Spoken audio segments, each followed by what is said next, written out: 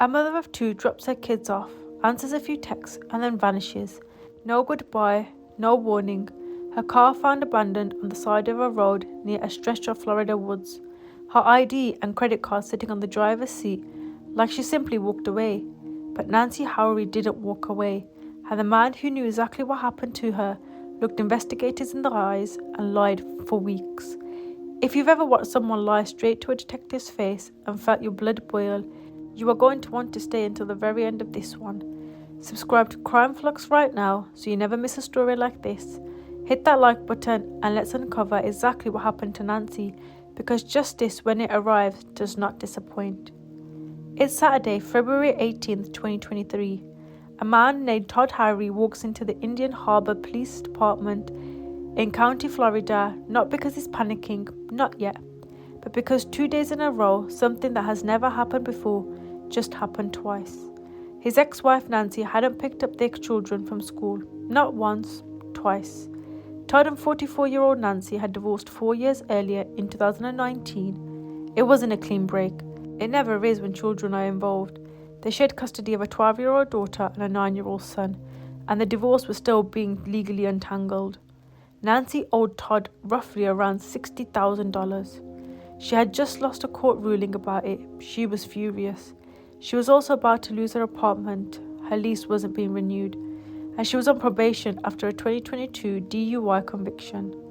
Nancy's life, in the weeks before she disappeared, was unraveling in several directions at once. Todd tells police that the last confirmed contact anyone had with Nancy was Wednesday, February 15th. Valentine's Day had just passed. Her phone went straight to voicemail after that. Messages to her sat unread. Todd and his kids drove by her house. Her storage unit where she worked, nothing. Her mother was reached, nothing. 2 days in a row is out of the norm. This has never happened before. That she's disappeared just like this. When Nancy's daughter joined her father in that interview room, she's the one who insisted they report this. She knows something is wrong and she's right. Investigators stopped pulling on threads Nancy's life. It turns out it was laid with secrets. She had a history of alcohol abuse well documented with local police. Court records showed that in 2019, a domestic battery charge that was ultimately dropped. And in the weeks before she vanished, Nancy had been active, very active, on multiple dating apps. Her mother, speaking to investigators, didn't mince words. She believes the catalyst for everything was a court loss. That ruling, she said, sent Nancy into a spiral. She wanted to find comfort. She wanted to find something other than humiliation and desperation. So she went looking through Tinder, through other apps, scheduling what her friends described as 5 meetings on a single day.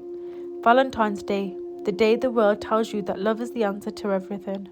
She was just looking for comfort that day. She was trying to find someone to console her.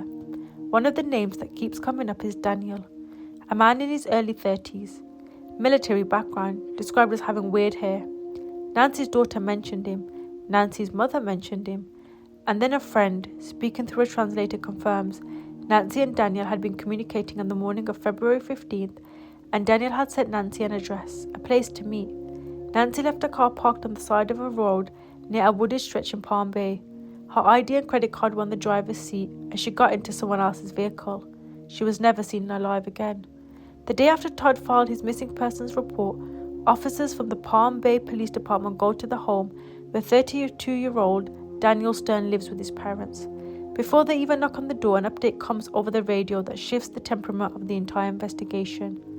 Nancy's phone last pinged near the Port Rifle and Pistol Club, a gun range.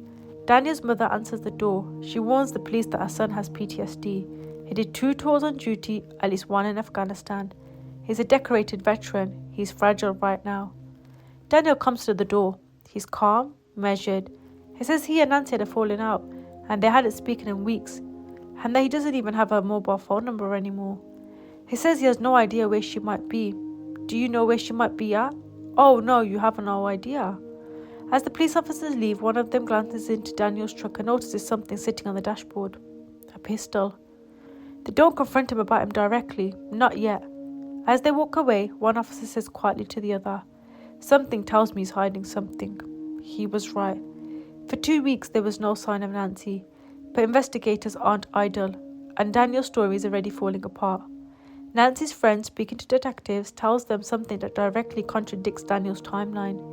She says Nancy and Daniel were communicating on the morning of Wednesday, February 15, that they were arranging a meet-up, that Daniel sent Nancy an address. By March 6, County Sheriff's Office Game Over agents, a specialist unit, had taken over the case and resumed contact with Daniel. His mother warned him again. He's anxious. He's getting upset easily. He knows what's happened. 2 days later, surveillance agents followed Daniel to a stretch of undeveloped land in Palm Bay called the Compound. Miles of abandoned roads cutting through thick Florida wilderness. They watch. They can't see what he does in the woods, but they note the visit. The following day, March 9th, they follow him there. This time, they watch him carry a shovel into the woods. They hear digging. Hours later, Daniel emerges. They follow him to a canal. He's carrying a booklet. That's when they move in. Daniel Stern is brought into the county sheriff's office. He reads his Miranda rights. He initially resists answering questions until he says something that stops the room cold. This is supposed to be over a homicide, right? The detectives don't flinch. It was self-defense. And then slowly, Daniel begins to talk. He admits that he and Nancy have been seeing each other on and off for years. Not exactly a relationship. Friends with benefits, with feelings, he calls it. He said she had a habit that infuriated him, sending him explicit photos with other men, messages designed to provoke jealousy. He says she's done it between 10 to 16 times. On Valentine's Day, they started talking again after weeks of silence. He says he wanted to meet her, to have a serious conversation about boundaries. He also told her he'd take her out to the compound to teach her how to shoot a firearm. She'd been asking, he claims.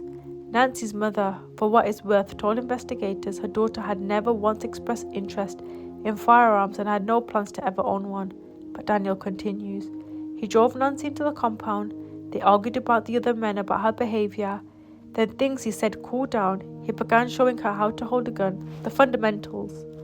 And then it was as good as an ambush. He claims Nancy made a sudden explosive move towards his weapon, that she fought ruthlessly, that she spit on his hands, and that she wouldn't even stop after he told her to. After multiple times, I couldn't take the chance again. He shot her once in the head. The detective listens, but they're already sitting with the fact that contradict almost every word coming out of Daniel's mouth. At 3:30 in the morning on the day Nancy died, Daniel's internet search history showed him looking up uncensored videos, murders, executions, terrible accidents, dude stabbed his ex-girlfriend at the mall, woman dies of stab wounds, not the browsing history of a man who later acted in panic. In the days after Nancy's death, he searched Compound Florida crime. If I lose a lot of blood, how long before I can't put it back into my body? Missing persons Palm Bay, bucket shot wound on humans. 5 days after she died, after vultures began circling around the compound, Daniel searched, what does it mean when I see a vulture? And then there was a text, recovered from over a year before the killing. A message Daniel sent to Nancy reading, you with her, I'm going to make you suffer. You will suffer. This wasn't a man who snapped in the moment. This was a man investigators believed had been building towards something. Crime scene investigators found the area in the compound woods where Nancy had been buried, then dug it up, then burnt with lighter fluid. Her phone and keys burnt with her. They recovered human remains, bone fragments, a human tooth, charred skin, and then a single finger with a pink fingernail. Fingerprints confirmed it was Nancy Howry. The bucket Daniel was carrying to the canal when agents detained him. He had been washing out the ashes and bone fragments. Todd Harry received the news no ex-husband, no father wants to hear, that the mother of his children was gone, that it was being treated as a homicide. I had a feeling that this is not going to be good news. He was right. Nancy's mother, who blamed Todd for everything, who believed the divorce broke her daughter, had to reckon with the truth. The man who killed Nancy was not the man she pointed fingers at from the very beginning. It was someone Nancy had met in the wreckage of that divorce. Someone she was trying to feel something with. Someone who could not tolerate that she had power over her own choices.